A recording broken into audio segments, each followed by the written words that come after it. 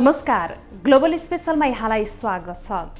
दर्शकबिन, global special खोजमूलक समाचार सामग्रीहरूको स्पेशल प्याकेज हो। हामी जनसरोकारका हरेक विषयको गहिरो अध्ययन गर्दै सत्य तथ्यलाई उजागर गर्ने प्रयास गर्दछौँ।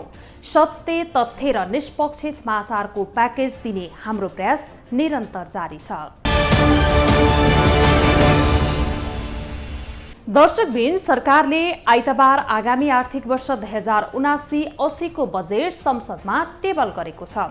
अर्थमन्त्री जनार्दन शर्माले संघीय संसदमा पेश गरेको बजेटको आकार 17 खर्ब 93 अर्ब 83 करोडको रहेको छ। सरकारले पुरानै योजनाको निरन्तरता र चुनावमुखी बजेट ल्याएको प्रमुख प्रतिपक्षी दल नेकपा एमाले आरोप लगाएको छ। देश आर्थिक सङ्कटतर्फ उन्मुख रहेको भनिएको अहिलेको अवस्थामा सरकारले ल्याएको बजेट वितरणमुखी भएको अर्थशास्त्रीहरूले समेत बताएका छन्। यता सरकारले संसदमा टेबल गरेको आगामी आर्थिक वर्षको बजेटबारे दलका नेता तथा अर्थविदहरूले विस्तृत प्रतिक्रिया दिएका छन्। निजी क्षेत्रले बजेटको स्वागत गरेको भए पनि प्रमुख प्रतिपक्षी दल नेकपा एमाले भने हावादारी भनेको छ। आगामी बजेटले सामाजिक सुरक्षा भत्ताको दायरा बढाएको भए पनि सर्वसाधारणले भने महँगी नियन्त्रणमा बजेट केन्द्रित हुनुपर्ने बताएका छन्। आज हामी यिनै विषयवस्तुलाई प्रस्तुत गर्नेछौँ। दर्शकबिन, सरकारले आइतबार आगामी आर्थिक वर्ष 2079-80 को बजेट संसदमा टेबल गरेर सैद्धान्तिक छलफल समेत सुरु गर्ने क्रममा रहेको छ। मंगलबारदेखि बजेटमाथि सैद्धान्तिक छलफल सुरु हुँदैछ। 3 दिनसम्म सैद्धान्तिक छलफल सकाएर मन्त्रालयगत छलफल सुरु गर्ने सरकारको तयारी छ। यसपालिको बजेटमा कर्मचारीको तलब 15% बढाउनेदेखि मृगौला प्रत्यारोपणमा सहयोग गर्ने जस्ता विषय समेत समावेश भएको छ। त्यसबाहेक कृषि क्षेत्रलाई बढी जोड दिएको बजेटमा ऊर्जाको खपत बढाउनेदेखि विद्युत आयोजना निर्माणमा समेत सरकारले बढी महत्त्व दिएको देखिएको छ। यसै वर्ष संघ र प्रदेशको निर्वाचन समेत भएका कारण कतिपयले सरकारले चुनावमुखी बजेट ल्याएको भनेर समेत भनेका छन्। संसदमा प्रमुख प्रतिपक्षी दलको हैसियतमा रहेको नेकपा एमाले समेत आगामी आर्थिक वर्षको बजेटमा पुरानै योजनाको निरन्तरता र चुनावमुखी बजेट ल्याएको आरोप लगाएको छ। देश आर्थिक सङ्कटतर्फ उन्मुख रहेको भनिएको अहिलेको अवस्थामा सरकारले ल्याएको बजेट वितरणमुखी भएको अर्थशास्त्रीहरूले समेत बताएका छन्। आगामी आर्थिक वर्षका लागि सरकारले 17 खर्ब 93 अर्ब 83 करोड रुपैयाँको बजेट संसदमा पेश गरेको थियो। प्रमुख प्रतिपक्षी दल नेकपा एमाले बजेटको विरोध गरेको भए पनि विज्ञहरूले भने तुलनात्मक रूपमा बजेट सकारात्मक रहेको प्रतिक्रिया दिएका छन्। कतिपय अर्थशास्त्रीहरूले भने देश आर्थिक सङ्कटतर्फ उन्मुख रहेको अहिलेको अवस्थामा सरकारले ल्याएको बजेट वितरणमुखी भएको बताएका छन्। अर्थमन्त्री जनार्दन शर्माले संसदमा पेश गरेको 17 खर्ब 93 अर्ब 83 करोडको बजेट मध्ये साधारण खर्चमै 42% अर्थात् करिब 7.5 खर्ब छुट्याएको छ। पुँजीगत खर्च 3 खर्ब 80 अर्ब रहेको भए पनि अघिल्लो आर्थिक वर्षको 10.5 महिनामा 33% मात्रै पुँजीगत खर्च भएको छ। यता आर्थिक वृद्धि 8% पुग्ने सरकारी प्रक्षेपण छ। सरकारले ल्याएको बजेट कार्यान्वयनमा थप जटिलता देखिएको छ। सरकारले कर्मचारीको तलब 15% बढाएको छ। यता 68 वर्ष माथिका सबै नागरिकलाई ज्येष्ठ नागरिक भत्ता दिने सरकारले घोषणा गरेको छ, जसका कारण राज्य कोषमा करिब 20 अर्ब थप भार पर्ने देखिन्छ। बजेट वितरणै गर्नलाई हुन्छ हुन त हैन, तर नचाहिने ठाउँमा पनि गयो अनि त्यसले मुलुकले फाइदा पाउँछ भन्ने कुरो भएन भने त्यसरी लाउनु पर्ने कुरा हो। तर यसमा चाहिँ देखिँदाखेरि के भयो भने यो ज्येष्ठ नागरिकहरूलाई दिने भत्ताको कुरा गरिएको छ नि, वास्तवमा यो उमेर घटाएर जेल ल्याउन थालियो, त्यसले झन्डै 20 अर्ब जस्तो थप लाग्यो भन्ने कुरा आइरहेको छ है। अब यसमा एउटा कुरा भइदिएको भए जाति हुन्थ्यो कि प्रशस्त आम्दानी भएकाहरू पनि त्यति उमेरको ब्राकेटभित्र परेकाहरू त दावा गर्ने भए नि, हो त्यस्ताहरूलाई त्यसमा समावेश नगर्ने किसिमको संयन्त्र ल्याएर आएर घोषणा गरिदिए भए जसलाई चाहिने हो उनीहरूले मात्रै त्यो पाउँथे, प्रयोग गर्थे र र सामाजिक सुरक्षा हुन्थ्यो। 3 वर्षभित्र भूमिहीन दलितलाई आवासको व्यवस्था गर्ने साथै शैक्षिक प्रमाणपत्र राखेर ऋण दिने पुरानै घोषणा सरकारले फेरि दोहोऱ्याएको छ। सरकारले हरेक परिवारलाई एउटा विद्युतीय चुलो वितरण गर्ने भनेको छ। मृगौला, क्यान्सर र मेरुदण्डको पक्षघात भएका बिरामीहरूका लागि मासिक 5,000 रुपियाँ दिने सरकारले घोषणा गरेको छ, जसका आधारमा सरकारले बजेटमा सबै क्षेत्रलाई समेट्न खोजेको विज्ञहरूले बताएका छन्। सकारात्मक भन्ने हो भनेदेखि त अहिले त्यो जटिल रोग लागेकाहरूलाई निःशुल्कमा उपचार गरिदिने भनेको छ। अनि त्यस्ताहरूलाई 5,000 रुपियाँ महिनाको दिने भनेको छ होइन। अनि त्यस्तै कृषिलाई चाहिँ अब हामीले कृषि उत्पादनका वस्तुहरू 3 खर्ब जस्तो आयात गर्छौँ भन्नेलाई उत्पादनमुखी बनाएर किसानहरूलाई धेरै सहयोग गर्ने, टेक्निकल सहयोगदेखि लिएर बजारीकरण गर्ने, अनि त्यसपछि सपोर्ट प्राइस दिने, यस्तो कुरा गरेको छ नि। त्यसले कोअर्डिनेटेड ढङ्गबाट कृषिलाई लैजान्छौँ, उद्योगलाई पनि निजी क्षेत्रसँग मिलेर चाहिँ अगाडि बढाएर उत्पादन बढाउँछौँ भनेको छ। यता प्रमुख प्रतिपक्षी दल नेकपा एमाले भने सरकारले ल्याएको बजेट हावादारी भएको आरोप लगाएको छ। पूर्व अर्थमन्त्री समेत रहेका एमाले उपाध्यक्ष विष्णु पौडेलले चुनावी सरकारले दीर्घकालीन महत्त्वका विषय बजेटमा समावेश नगरेको भन्दै कार्यान्वयन गर्न नसकिने बजेट ल्याएको दाबी गरेका छन्। कुन बेला आर्थिक सङ्कटको टिलबाट मुलुक खस्छ भनेर अर्थशास्त्रीहरू, अर्थविदहरूले चिन्ता व्यक्त गरिरहेका छन्। सिङ्गो मुलुक चाहिँ आर्थिक दृष्टिकोणले सङ्कटग्रस्त बनिरहेको छ। यस्तो अवस्थामा आजका समस्याहरूलाई चिनेर त्यसको समाधानका निम्ति केही गर्ने हो भने पनि त्यसो गर्नुपर्नेमा अनि हावादारी कुराहरू जस्तो यहाँ हेर्नुभयो होला, कोशी र कर्णाली नदी जोड्ने सरकारले सबैभन्दा धेरै आलोचना भइरहेको संसद विकास कोष आगामी आर्थिक वर्षदेखि खारेज गर्ने घोषणा गरेको छ। सरकारले पेश गरेको बजेटलाई निजी क्षेत्रले स्वागत गरिसकेको छ, तर बजेट कार्यान्वयन नहुने सधैँको समस्यामा सरकार गम्भीर हुनुपर्ने सुझाव भने निजी क्षेत्रले दिएको छ। ग्लोबल टेलिभिजनका लागि क्यामेरामा गणेश पूर्व छाने मगरका साथमा खबिन्द्र तिमल सिन्हा, काठमाडौँ। दर्शकबिन, सरकारले संसदमा टेबल गरेको आगामी आर्थिक वर्षको बजेटबारे दलका नेता तथा अर्थविदहरूले मिश्रित प्रतिक्रिया दिएका छन्। निजी क्षेत्रले बजेटको स्वागत गरेको भए पनि प्रमुख प्रतिपक्षी दल नेकपा एमाले भने हावादारी भनेको छ। प्रमुख प्रतिपक्षी दलले बजेटको विरोध गरेको भए पनि निजी क्षेत्र भने उत्साहित देखिएको छ। बजेटमा निजी क्षेत्रले दिएका सुझाव समेटिएको भन्दै व्यवसायीले बजेट कार्यान्वयन हुन नसके अहिलेको बजेट तुलनात्मक रूपमा राम्रो भएको प्रतिक्रिया दिएका छन्। राष्ट्रिय योजना आयोगले 17.5 खर्ब भन्दा कम आकारको बजेट ल्याउन सरकारलाई सिलिङ दिएको थियो, तर सरकारले भने योजना आयोगको सिलिङ भन्दा केही ठूलो आकारको बजेट ल्याएको छ। चालु आर्थिक वर्षको बजेटको आकार समेत मध्यावधि समीक्षापछि घटाइएको सरकारले यसपालि झन बढाएपछि कार्यान्वयनमा समस्या आउन सक्ने समेत देखिएको छ। चालु आर्थिक वर्षमा विकास बजेटका लागि विनियोजन गरिएको रकम अहिलेसम्म 34% को हाराहारीमा मात्रै खर्च हुन सकेको छ। यस्तोमा आगामी आर्थिक वर्षको बजेटको आकार र कार्यान्वयनमा भने आशंका सुरु भएको छ, तर निजी क्षेत्रले भने बजेटको स्वागत गरेको भए पनि एमाले भने बजेट हावादारी भएको टिप्पणी गरेको छ।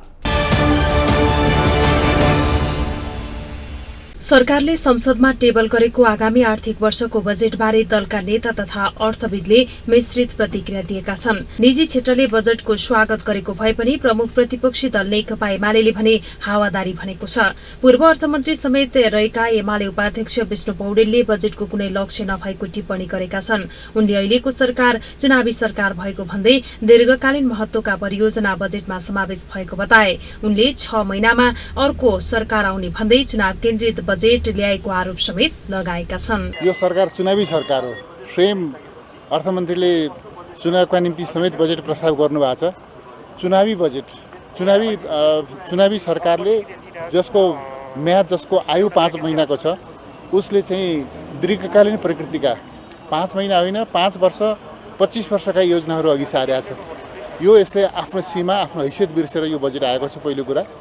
दोस्रो कुरो, यो चाहिँ बजेटमा यो चाहिँ चुनावमा भोट बटुल्ने त्यो नियत राखिएको छ यसमा। पूर्व अर्थमन्त्री समेत रहेका एमाले सांसद सुरेन्द्र पाण्डेले चुनाव प्रभाव पार्ने बजेट ल्याएको बताएका छन्। बजेटमा भोट प्राप्त गर्ने उद्देश्य मात्रै राखिएको र प्रचारमुखी भएको उनको धारणा छ। खर्च कटौतीको कुरा गरे पनि बजेटमा तालमेल नदेखिएको उनको तर्क छ। साना योजनालाई तल हस्तान्तरण गर्छु भनेको छ, तर साना योजनाहरू पनि आफैले चाहिँ एलोकेट गरिरहेको छ। यसमा कुनै प्राथमिकता छैन। अर्को चाहिँ अब कोषहरू बन्द गर्ने भनिएको छ, तर धेरै कोषहरू आफै फेरि पुनर्स्थापना गर्ने कुरा यसले भनिरहेको छ। विभिन्न कोषहरू स्थापना गर्छु भनेको छ। नीति कार्यक्रम र बजेटको बिचमा कुनै सन्तुलन छैन। नीति कार्यक्रमले एउटा भनेको छ, बजेटले अर्कै कुरा गरेको छ, यस दुईटाको बिचमा पनि छैन। सरकारमै रहेको दल जसपाका संघीय परिषद अध्यक्ष समेत रहेका पूर्व प्रधानमन्त्री डाक्टर बाबुराम भट्टराईले बजेटमा रूपान्तरणकारी ढंगका योजना आउन नसकेको बताएका छन्। उनले 68 वर्षमा वृद्ध भत्ता दिने घोषणाको विरोध गर्दै आफू पनि वृद्ध भत्ता नलिने घोषणा समेत गरेका छन्। मेरो विचारमा चाहिँ छरिएका सामाजिक सुरक्षा भन्दा एकीकृत प्रकारको सामाजिक सुरक्षा आउनु पर्छ। त्यसले पुरानै ढङ्गले आयो, त्यसले स्वेच्छाले म यो 68 वर्ष पार गरिसकेको मान्छे हुनाले त्यो वृद्ध भत्ता मैले पनि पाउने भएँ, म यो गरिब देशको जुन वृद्ध भत्ता ग्रहण गरेर जनतामा चाहिँ बोध थपार्न चाहन्न, त्यो चाहिँ म नलिने घोषणा गर्दछु। धन्यवाद। तर सरकारका प्रवक्ता समेत रहेका सञ्चार तथा सूचना प्रविधि मन्त्री ज्ञानेन्द्र बहादुर कार्कीले बजेटले कृषि, ऊर्जा, पर्यटन र कनेक्टिभिटीलाई महत्त्वका साथ अगाडि बढाएको बताएका छन्। अन्तर्राष्ट्रिय व्यापार असन्तुलनलाई 5 वर्षभित्र अन्त्य गर्न जोड दिएको पनि उनले उल्लेख गरे। अन्तर्राष्ट्रिय व्यापार असन्तुलनको जुन कुरा छ त्यसलाई 5 वर्षभित्रमा अन्त्य गर्ने कुरामा यसले जोड दिएको छ। उत्पादन, विकास र रोजगारीलाई यसले प्रोत्साहित गर्ने कुरा गरेको छ र सरकार र निजी क्षेत्र भएर दिगो आर्थिक विकास र गरिबी निवारणका निमित्त मुलुकलाई दिशानिर्देश गर्न खोजेको छ र सामाजिक सुरक्षाको तर्फ पनि 70 वर्षबाट 68 वर्षमा वृद्ध भत्तालाई यसले अगाडि सारेको छ। प्रमुख प्रतिपक्षी दलले बजेटको विरोध गरेको भए पनि निजी क्षेत्र भने उत्साहित देखिएको छ। बजेटमा निजी क्षेत्रले दिएका सुझाव समेटिएको भन्दै व्यवसायीहरूले बजेट कार्यान्वयन हुन सके अहिलेको बजेट तुलनात्मक रूपमा राम्रो भएको प्रतिक्रिया दिएका छन्। नेपाल उद्योग वाणिज्य महासंघका अध्यक्ष शेखर गोल्छाले यसपटकको बजेटमा निजी क्षेत्रको उत्साह बढ़िरहेको बताएका छन्। तरलताको अवस्था र शोधनान्तर स्थितिका कारण अर्थतन्त्र संकुचित अवस्थामा रहेकाले बजेटले राहत दिने अपेक्षा उनको छ। ठूला उद्योगलाई जग्गा हकबन्दीको विषय सम्बोधन भएको र साना र मझौला उद्योगलाई बिना धितो कर्जा दिने विषय सकारात्मक रहेको अध्यक्ष गोल्छाको भनाइ छ। हामीले ठूला उद्योगीहरूलाई जग्गा हकबन्दीको कुरा गरेर त्यो पनि एड्रेस भएको छ। हामीले निर्यातमा केही सहुलियत हुनुपर्छ भन्ने कुरा त्यो पनि एड्रेस भएको छ हैन। अनि त्यसपछि हामीले इन्भाइरोमेन्ट क्लियरेन्समा टाइम बाउन्ड हुनुपर्छ भनेर भनेका थियौँ, त्यो पनि एड्रेस भएको छ। नेपाल उद्योग परिसंघका अध्यक्ष विष्णु अग्रवालले बजेट उद्योग मैत्री र औद्योगिकरणमा केन्द्रित भएर आएको बताए। नेपाल उद्योग परिसंघले सुरु गरेको महत्वाकांक्षी अभियान मेक इन नेपाल अन्तर्गतका सुझाव बजेटमा समावेश भएको उनको धारणा छ। उद्योग स्थापनाका लागि आवश्यक जग्गाको हकबन्दी सम्बन्धी व्यवस्था पुनरावलोकन गर्नेदेखि उद्योग सञ्चालनका लागि 50 वर्षसम्म जग्गा लिजमा लिन सकिने व्यवस्था सराहनीय रहेको अध्यक्ष अग्रवालको तर्क छ। सबभन्दा इम्पोर्टेन्ट तो के छ कि जग्गा हकबन्दीको कुरालाई पुनरावलोकन गर्ने, फेरि जग्गासँगै मतलब उद्योगहरूलाई 50 वर्षसम्म लिजको पनि उपलब्ध गराउने, रुग्ण उद्योगहरूको लागि त्यो जग्गामा बिक्री गर्ने पनि प्रायोजन गर्ने, यस्ता जग्गाको जुन इस्युहरूलाई सल्भ गर्ने धेरै प्रयास गरेको छ। त्यस्तै एफडीआईको कुराहरूलाई पनि धेरै तरिकाले राम्रो तरिकाले एड्रेस गर्ने प्रयास गरेको छ। उद्योगी एवं नेपाली कांग्रेसका सांसद विनोद कुमार चौधरीले बजेट सकारात्मक भएको दावी गरेका छन्। उनले बजेटमा धेरै महत्वाकांक्षी कार्यक्रमहरू समावेश नभएको र कार्यान्वयन गर्न सकिने कुराहरू नै समेटिएकाले यसले परिवर्तन गर्ने बताएका छन्।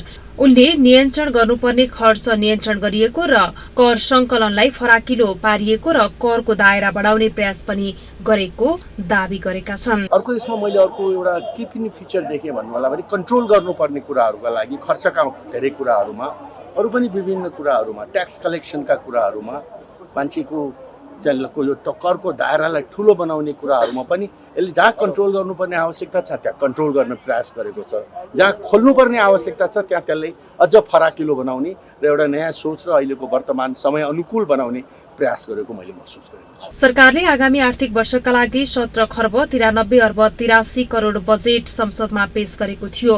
बजेटको स्रोत मध्ये राजस्वबाट 12 खर्ब 40 अर्ब 11 करोड, वैदेशिक अनुदान 55 अर्ब 46 करोड, विदेशी ऋण 2 खर्ब 42 अर्ब 26 करोड लिने योजना अघि सारेको सरकारले आन्तरिक ऋणबाट 2 खर्ब 56 अर्ब रकम जम्मा गर्ने बताएको छ। दर्शकबिन, सरकारले आगामी आर्थिक वर्षको बजेट संसदमा पेश गरेको छ। झण्डै 18 खर्बको बजेट ल्याएको सरकारले कर्मचारीको तलब बढाएको छ।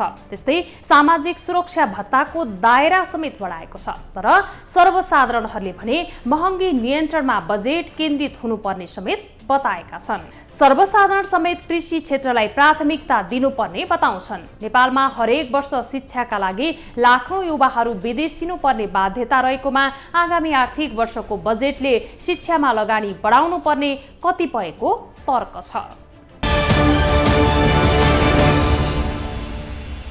सरकारले आगामी आर्थिक वर्षको बजेट संसदमा पेश गरेको छ। झण्डै 18 खर्बको बजेट पेश गर्दा सरकारले कर्मचारीको तलब 15%ले बढाएको छ।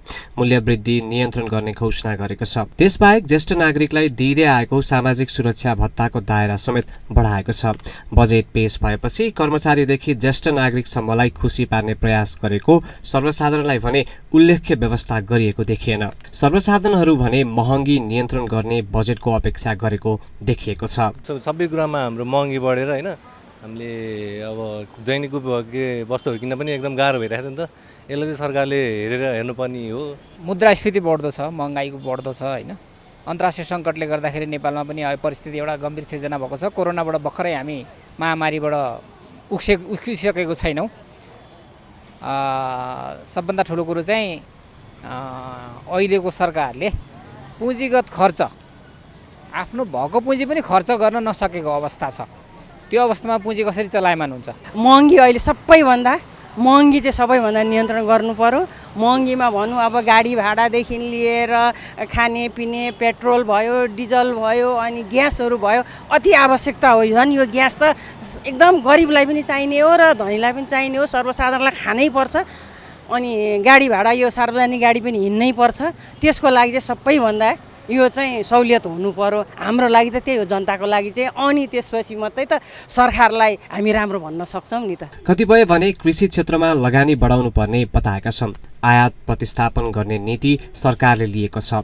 सर्वसाधारण समेत कृषि क्षेत्रलाई प्राथमिकता दिनुपर्ने बताउँछन्। कृषि बिना कुनै चल्दै जाँदैन। कृषिमा प्रमुख प्राथमिकता, त्यसबाहेक अरू महँगीसँगै यो भाउ निर्धारण चाहिँ अनि त्यसपछिमा बजेट ल्याए पनि राम्रो हुन्छ। नेपालमा हरेक वर्ष शिक्षाका लागि लाखौं युवाहरू विदेशिनु पर्ने बाध्यता रहेकोमा आगामी आर्थिक वर्षको बजेटले शिक्षामा लगानी बढाउनु पर्ने कतिपयको तर्क छ। कम्पनीहरू खोलेर रोजगारीको अवसर चाहिँ मेन सिर्जना गरेदेखि चाहिँ हुन्थ्यो। बाहिर जानुपर्ने धेरै युवाहरू बाहिर जानुपर्ने, त्यसलाई नै सम्बोधन गर्न सके र सडक बिजुली पानी स्थायी रूपमा गरिदिएदेखि राम्रो हुन्थ्यो भन्ने लाग्छ। सरकारले भने सबै नागरिकलाई खुसी पार्ने गरी बजेट पेश गरेको देखिएको छ। यो वर्ष सङ्घ र प्रदेशको चुनाव पनि हुने भएका कारण सरकारले चुनाव केन्द्रित बजेट ल्याएको समेत देखिएको छ। ग्लोबल टेलिभिजनका लागि क्यामेरामा विजय ठकुलाठीका साथमा सुदीप घिमिरे, काठमाडौँ।